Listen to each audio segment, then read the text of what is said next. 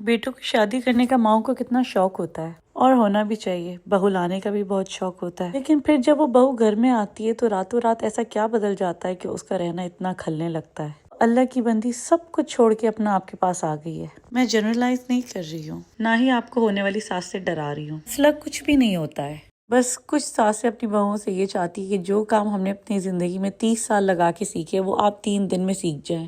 یہ تو پھر زیادتی ہے نا۔ میری بچپن کی دوست کی شادی ہوئی کچھ سال پہلے۔ وہ لوگ بظاہر اچھے اور پڑھے لکھے لوگ لگ رہے تھے، لیکن ان کی اصلیت کھلنے میں 1 ہفتہ بھی نہیں لگا۔ شادی کے پہلے ہی ہفتے میاں صاحب نے اپنی بیوی کو اپنی بہنوں سے اور اپنی ماں سے کمپیئر کرنا شروع کر دیا۔ بیوی نے جب ساتھ میں گھومنے جانے کی فرمائش کی تو اپنی بہن، بہنوئیوں، ساس، سسر اور کزنز کو بھی ساتھ لے کے مری چلے گئے۔ شادی کو 2 مہینے ہی گزرے تھے کہ گھر والوں نے پوچھنا شروع کر دیا کہ ابھی تک کوئی خوشخبری کیوں نہیں آئی ہے۔ طرح طرح کے ڈاکٹروں اور حکیموں کے پاس اس کو لے کے جانے لگ گئے۔ پھر جی اللہ اللہ کر کے شادی کے 1.5 سال بعد جی بیٹی ہوئی۔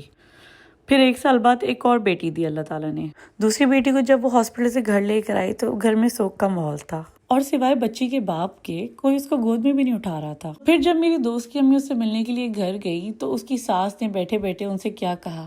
انہوں نے اس سے کہا کہ علی تو میرا بڑا بیٹا تھا اور میری بڑی خواہش تھی کہ اس کی نسل آگے بڑھے، لیکن آپ کی بیٹی کے تو 2 سی سیکشن 2 سال میں ہو گئے ہیں۔ اگر اگلی دفعہ بیٹا نہ ہوا تو ہمیں اپنے بیٹے کے لیے کچھ اور سوچنا پڑے گا۔ یہ بات وہ عورت کر رہی تھی جس کی اپنی خود کی 2 بیٹیاں بیاہی ہوئی تھی۔ شادی کے کئی سال گزرنے کے بعد اللہ تعالیٰ نے اسے بیٹا بھی دے دیا، اور میں جھوٹ نہیں کہوں گی، دونوں ماں باپ اپنے بچوں سے بڑا ہی پیار کرتے، انہوں نے بیٹا اور بیٹی میں کبھی کوئی فرق نہیں کیا۔ لیکن کہتے ہیں نا، اللہ کی لاٹھی بڑی ہی بے آواز ہوتی ہے۔ کبھی بھی کسی کمزور لمحے میں اگلے انسان کو ایسی کوئی بات مت کہنا کہ اس کے دل سے آپ کے لیے بد دعا نکل جائے۔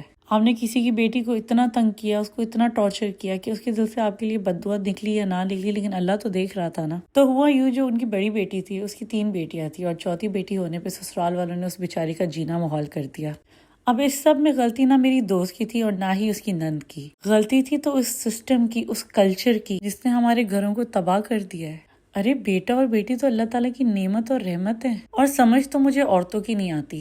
تو صحیح کہتے ہیں، عورت کی سب سے بڑی دشمن عورت ہی ہے۔ خود عورت ہونے کے باوجود آپ اپنے بیٹے کے گھر بیٹی ہونے پہ منہ کس طرح بنا سکتے ہیں اور کس حق سے بنا سکتے ہیں؟ بیٹیاں کتنی پیاری ہوتی ہے، تو تب مجھے احساس ہو جب اللہ نے مجھے اپنی بیٹی دی۔ بیٹے اور بیٹیاں دونوں ہی گھر کی رونق ہوتی ہیں۔ اگر آپ ایک پیرنٹ ہیں تو آپ اللہ کا شکر ادا کریں کہ اللہ تعالیٰ نے آپ کو اس قابل سمجھا کہ آپ کو اولاد سے نوازا۔ خوش رہیں، پیار کریں، اچھے انسان بنے، وہ انسان جس کی دنیا سے جانے پہ لوگ پریشان ہوں اور اس کو یاد کریں، نہ کہ وہ انسان جو اس دنیا سے جائے تو لوگ سکون میں آ جائیں، اور شکر ادا کریں۔ اللہ حافظ۔